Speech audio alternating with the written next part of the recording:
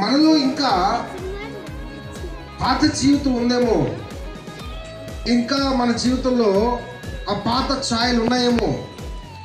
ఎందుకు ఈ సభలోకి నువ్వు వచ్చావో నాకు తెలియదు, కానీ ఇక్కడి నుంచి మనము ఒక నూతనమైన బహుమానాన్ని తీసుకుని వెళ్ళాలి. దేవునికి స్తోత్రం.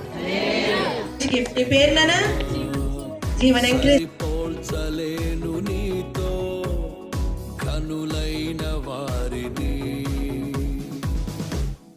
రాజులకే.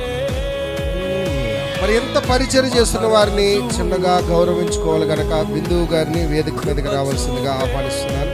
గట్టిగా చెప్పండి. దేవుడవు నడిపించే నజరేయుడా, కాపాడే